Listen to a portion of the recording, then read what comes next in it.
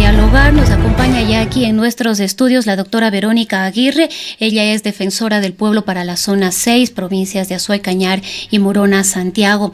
Doctora Aguirre, muy buenos días, gracias por acompañarnos. Pues hemos venido abordando en estos espacios una situación que ha sido de preocupación colectiva respecto de cómo avanza el proceso en el conocido caso El Mangajo aquí en la ciudad de Cuenca, a propósito de la suspensión de la audiencia que se llevó a cabo la semana anterior y que contó incluso con la presencia aquí en nuestra ciudad de la fiscal general Diana Salazar. Nos gustaría conocer cuáles son las lecturas que tienen ustedes respecto de este tema. Tuvimos también la posibilidad de dialogar aquí con la vocera de las víctimas y todo lo que implica como ellos mismos le han calificado, esta falta de sensibilidad y esta falta de empatía para poder llevar de forma diligente estos procesos. Buenos días, Rosana, muchísimas gracias por la oportunidad de poderme dirigir a la importante audiencia de Antena 1 y Ondas Azuayas. Un saludo fraterno para la ciudadanía y un muy buen inicio de semana. En cuanto a lo que usted manifiesta, efectivamente la semana anterior se tenía que llevar a cabo la audiencia de apelación y sin embargo nos encontramos con la mala noticia de que el tribunal de la sala penal que debía conocer el proceso de apelación, la instancia de apelación, no estuvo formado por los jueces penales, que son quienes conocían la causa. Estuvo formado por 2 jueces civiles, extrañamente, que se excusaron porque obviamente no tienen diría yo, el suficiente argumento ni están designados para una causa penal. En base de aquello se suspendió la diligencia. La sorpresa para toda la ciudadanía y yo pienso que para el país en general fue la presencia importantísima de la señora fiscal general de la Nación, quien, por decirlo menos, llamó profundamente la atención a quienes son parte de este proceso administrativo y jurisdiccional en cuanto a no se puede suspender una diligencia de tanta envergadura para la ciudad, de tanta importancia para la ciudad, de tanta importancia para el país, y no se puede decir únicamente con el argumento más fácil, no se puede conformar el tribunal, suspendamos la diligencia de aquí en 30 días. Pienso que los jueces de la sala penal, exclusivamente los jueces de la sala penal, los que estuvieron encargados de dicha apelación, son quienes debieron tomar las precauciones necesarias para considerar si 1 o 2 miembros de la sala se encontraban en su periodo de vacaciones, que es absolutamente legítimo. Nosotros no estamos cuestionando aquello. Lo que cuestionamos es que no se hayan tomado las provisiones necesarias. Conociendo que había ya con anterioridad esta situación, porque además asumimos que un proceso de solicitud de vacaciones no es tampoco de un día para el otro. Así es, Rosana. Entonces la señora fiscal puso en manifiesto su inconformidad y por supuesto nosotros nos unimos a esa voz de la señora fiscal general de la Nación. Cosas así no se pueden dar dentro de en ningún expediente, y mucho menos dentro de que ha causado una conmoción social inmensa en la ciudad y en el país. Entonces nosotros rechazamos aquella actitud y exhortamos a las autoridades judiciales para que se dé la celeridad que este caso requiere. No podemos tener empantanados a las víctimas, a las familias del caso denominado El Mangajo, porque simplemente no se pasa una diligencia mientras sabemos que hay un sufrimiento inmenso por parte de las víctimas y sus familias. Nosotros nos unimos a aquella voz y estaremos pendientes de que se cumpla el debido proceso sin dilaciones, sin argumentaciones de orden administrativo, porque aquello no cabe dentro de este proceso y tenemos que hacer conciencia de lo que estamos teniendo en nuestras manos. Es un proceso de niñas, adolescentes, que fueron víctimas, hay que decirlo con todas las palabras, de un pervertido sexual. Doctora Aguirre, otro de los temas que preocupó mientras se llevaba a cabo este proceso es la situación de la fiscal que estaba al frente, Valery Rojas. En un momento se llegó a decir que ella había sido retirada del caso, que había sido trasladada al Cantón Ponce Enríquez.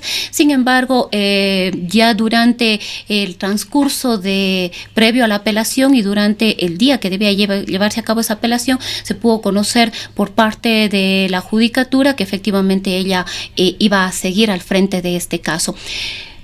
¿Qué lecturas podemos tener frente a situaciones como estas, ¿no? De que la fiscal que ha venido llevando el caso y la fiscal que de alguna manera logró que se llegue a una sentencia, esta sentencia de 29 años, una primera sentencia, hay un proceso de apelación, sin embargo, ¿cuáles son las lecturas, como decía, que podemos tener respecto de cómo se administra la justicia? Tenemos una fiscal que está llevando un proceso, hay un caso de apelación, se la cambia, se la traslada. ¿Qué está pasando con la justicia ecuatoriana? Nos genera dudas, nos deja una serie de incertidumbres, sobre todo con temas y procesos que son muy sensibles como estos. Estimada Rosana, por decirlo menos, una falta de sensibilidad por la parte administrativa de quienes manejan el proceso. No es posible que a la señora fiscal Valery Rojas se le notifique mediante un correo electrónico a las 9:30 de la noche de un día domingo. Nosotros somos servidores públicos y sabemos que para nosotros no hay descanso. Sin embargo, existe un tema de... le diré yo, de delicadeza para con el funcionario, para el servidor público, y no podemos notificar mediante un correo, no deberíamos, a lo mejor podemos, pero no deberíamos notificar mediante un correo y decirle: usted, señora fiscal, desde el día martes está en Ponce Enríquez, por un tema de delicadeza. Además hay un tema humano. La doctora Valery Rojas viene de un proceso donde el padre de ella está en un estado, yo diría, terminal en cuanto a su salud. Al menos el respeto a su sensibilidad como hija dentro de este expediente debió por lo menos tratarse con la delicadeza y la sutileza que aquello requiere. A lo mejor el cambio, yo no soy quien para juzgar un cambio administrativo o no, pero quizás el mismo proceso, después de pasada la diligencia, hubiera sido diferente. Si yo le conmino a usted o le solicito por una necesidad institucional que usted debe estar en otro cantón, pero pasada la diligencia por la cual se llevó a cabo durante un año de investigación, durante el único caso, como usted lo mencionaba, que ha llegado, entre comillas, a culminarse la investigación fiscal.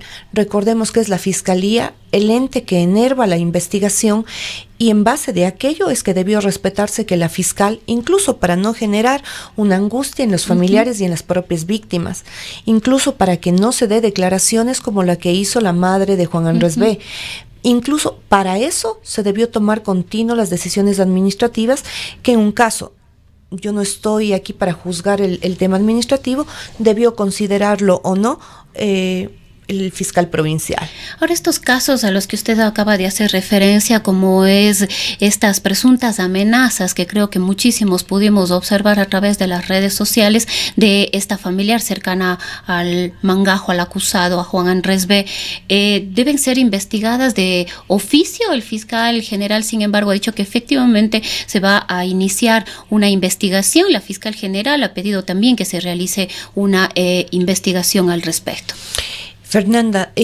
Rosana, no debimos permitir que primero llegue la señora fiscal general de la Nación para que sea ella quien ponga orden en este proceso. Debió haber sido la Fiscalía Provincial, en uso de sus competencias, quien de oficio y de manera inmediata se pronuncie sobre las declaraciones de la madre de Juan Andrés B. Recordemos que la madre de Juan Andrés B., su hijo ya fue sentenciado a una pena privativa de libertad de 29 años, 4 meses. Por lo menos lo que requiere la fiscal que conduce este caso es la consideración, la seguridad necesaria que le debe proporcionar la Fiscalía, los entes gubernamentales y por supuesto el Estado. Entonces, bajo ese contexto, nosotros rechazamos absolutamente aquellas declaraciones de la madre de Juan Andrés B., donde a la autoridad, en un modo sarcástico y en un modo intimidante, diría yo, le hace llegar un mensaje nada propicio dentro del proceso. Entiendo yo que la señora fiscal ya ha puesto la denuncia por intimidación hacia la madre de Juan Andrés B.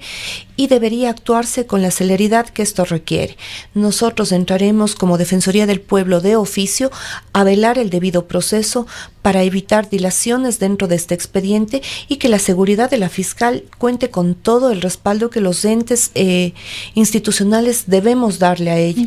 Nuestro apoyo no por ser Valery Rojas, sino por ser la autoridad que ha llevado a concluir el proceso investigativo en un solo resumen, que es el señor Juan Andrés B. actuó con temeridad, con por decirlo menos, con perversidad ante todas estas víctimas bajo las cuales logró captar a través de redes sociales.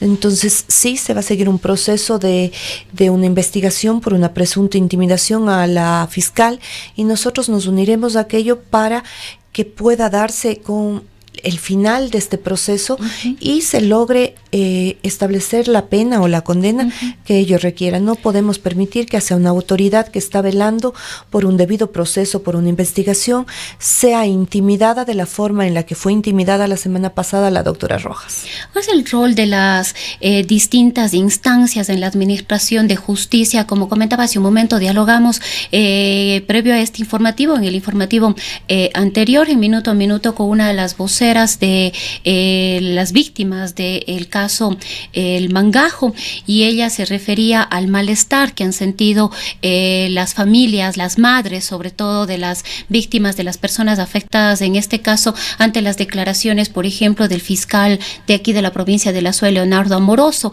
Él pudimos pasar incluso sus declaraciones, él las había hecho en Telecuenca, nosotros las reprodujimos aquí en este medio, y él hacía referencia a que esta quizás lentitud o a cómo se lleva a cabo el proceso, no con la celeridad que las familias aspirarían, tiene que ver también a la falta de colaboración en este caso de las víctimas. Él decía que las familias, que las madres y las víctimas no estaban cumpliendo o aportando, mejor dicho, de la mejor manera con este proceso, que se habían negado, por ejemplo, decía, a avanzar en las, no sé cómo se denomina exactamente dentro del proceso legal, pero en las diligencias que tienen que ver con los análisis psiquiátricos, psicológicos, en este caso de las víctimas.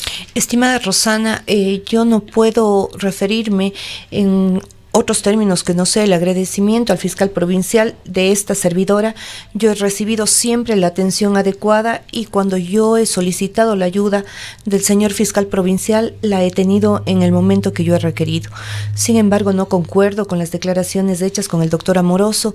Habrá que analizarlas en todo el contexto, pero de lo que usted me indica, pues es la fiscalía quien debe dar el proceso para la investigación, y no decir que porque usted no me brindó la colaboración, porque las familias o las víctimas del caso denominado El Mangajo no se han preocupado o no han ido al examen psicológico, psicoemocional, es que la fiscalía ha tenido que parar su trámite.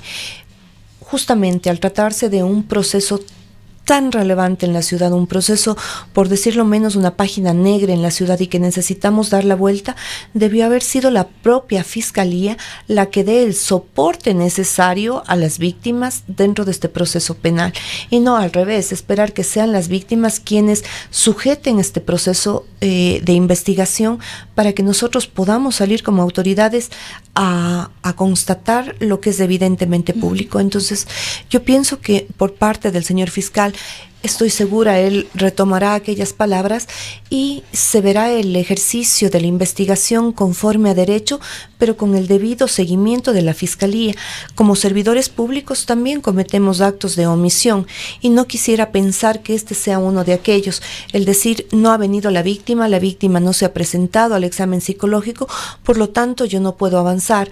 ¿Dónde está la autoridad de la Fiscalía? ¿Dónde está la autoridad judicial donde le puede exigir a una persona que está dentro de un proceso penal a que se someta a tal o cual examen para llegar a establecer la verdad o no?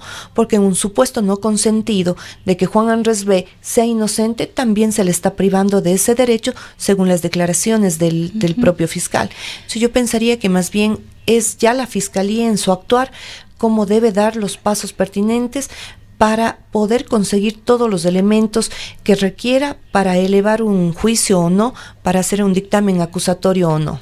Otro de los temas que ha venido preocupando a lo largo de todo este proceso es la supuesta existencia de cuentas que se han venido reproduciendo por parte del Mangajo. Es decir, al parecer él ha seguido operando incluso desde la prisión con nuevas cuentas a través de las cuales él sigue contactando, en este caso, a adolescentes. No podemos afirmar que efectivamente sea él o que esté dentro del centro de rehabilitación, pero también amerita un proceso de investigación al respecto, de dónde siguen apareciendo estas cuentas que además siguen estando activas con fotografías del acusado actualmente, quien ya ha sido sentenciado a 29 años y que aparentemente seguiría operando. Incluso este pronunciamiento que hizo la madre de El Mangajo se publicó a través de estas cuentas que siguen activas. Realmente, por decirlo menos, Rosana, llama la atención que aquello dentro de redes sociales ocurra. Pienso que, nuevamente, la Fiscalía es quien debería realizar las investigaciones pertinentes, a ver qué está ocurriendo con esas cuentas, si son cuentas ficticias, si son cuentas que que las está administrando él mismo desde el centro de rehabilitación social, o hay otras personas alrededor de él que continúan administrando esas cuentas, y realmente lo que más preocupa es que sigue contactando a jóvenes adolescentes. Así es, Rosana. Nosotros le hacemos un exhorto al señor fiscal provincial para que sea él quien, en el marco de sus competencias, investigue esto. Nosotros no nos podríamos pronunciar este momento sobre si aquellas cuentas son o no manejadas o estimuladas por parte de Juan Andrés B. o desde dónde están funcionando, pero nuestro deber como magistratura de la persuasión en la Defensoría del Pueblo sí es hacer un exhorto al señor fiscal y decirle: investigue porque a través de estas redes, como usted bien manifiesta, se sigue contactando a adolescentes que evidentemente al estar en un proceso de adolescencia, que no es más que adolecer de un criterio formado, deben ser guiados por sus padres. Entonces ahí está el Estado, ahí debe estar la Fiscalía, vigilantes de lo que ocurre para proteger a nuestras niñas, nuestros niños, a nuestros adolescentes. Entonces un llamado, por favor, de la manera más cordial al señor fiscal, para que haga una investigación inmediata sobre aquello. Quisiéramos avanzar en honor al tiempo, doctora Aguirre, en otros temas, pues el inicio del periodo lectivo se dio ya, han habido algunos inconvenientes, hemos conocido de algunos casos de algunos estudiantes de establecimientos privados de la ciudad que estarían siendo víctimas de vulneración de sus derechos al interior de los establecimientos educativos, y además son casos que han llegado a la Defensoría del Pueblo. ¿Cómo ustedes están gestionando esto? Estimada Rosana, nosotros estamos pendientes de todo lo que ocurre en el ámbito educativo, no por ser una competencia neta de la Defensoría del Pueblo en cuanto a la educación y cómo se maneja esta, sino porque es un derecho fundamental de nuestros niños, nuestros adolescentes. Pensemos que dentro de aquellas instituciones se está generando el proyecto de vida de cada uno de nuestros niños. Nosotros hemos tenido 2 casos puntuales donde se nos hace conocer, y estamos en un proceso investigativo, donde instituciones privadas en un caso, instituciones fiscomisionales en el segundo, han vulnerado los derechos de estudiantes. Nosotros, como entes de precautelar los derechos humanos, estamos pendientes de aquello. Hemos iniciado un proceso de investigación defensorial, y no permitiremos que la vulneración a aquellos estudiantes se dé por diferentes circunstancias, ya sea por temas de índole familiar, o sea por motivos incluso hasta físicos, de cómo llevar un uniforme o no, de cómo vestirse o no, de cómo peinarse o no. Aquello no está dentro de ninguna de las competencias de las instituciones educativas. Debemos respetar a los niños, a los adolescentes, tal cual es su esencia. Nosotros estamos para guiar, para fortalecer. Nada más ellos están construyendo su identidad precisamente en este momento de su vida y dentro de un establecimiento educativo. Y esa identidad, Rosana, es la que tiene que ser respetada, porque recordemos que sobre todo código de ética, código de convivencia que puede tener una institución educativa, sobre aquello está la Constitución y los tratados internacionales. El derecho del ser humano como tal a tener una vida digna, es decir, al respeto que usted se merece como persona, tal cual es. Yo no le puedo exigir a usted un cambio a motivo de que usted esté o no en un lugar determinado.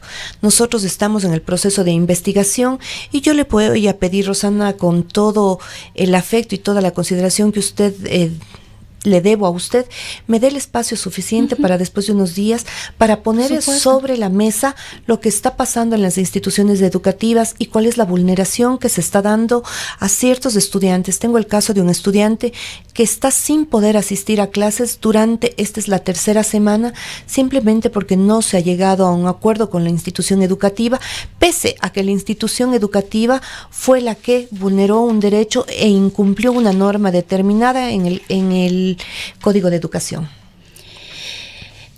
De ninguna manera se puede suspender o se puede paralizar el hecho de que un estudiante esté fuera de clases, es decir, que no esté recibiendo educación. Entendemos que la normativa jurídica respalda, no hay ninguna razón por las cuales el estudiante no podría estar asistiendo a clases. Me parece que este es uno de los casos que ustedes están precisamente llevando adelante ahora. El estudiante no ha podido ingresar a clases pese a que ya se inició el año. Así es, Rosana, hay que hacer una aclaración ahí.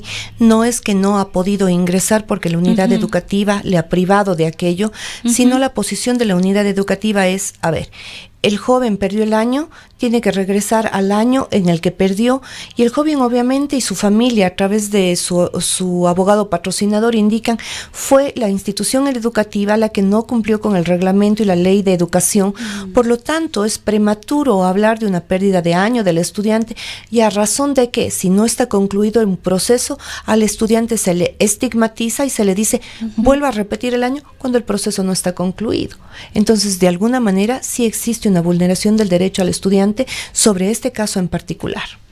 Bien, doctora Aguirre, queremos agradecer su presencia, pues realmente este espacio está abierto. Creemos que es importante poder abordar los temas relacionados a los derechos que tienen los niños, las niñas y los adolescentes también dentro de los establecimientos educativos, las obligaciones y las responsabilidades también de las instituciones educativas y desde las instituciones del Estado. Pues este espacio estará abierto para poder continuar dialogando sobre estos temas. Muchas gracias, Rosana. Un saludo afectuoso nuevamente para la ciudadanía y que tengan un excelente inicio de lunes.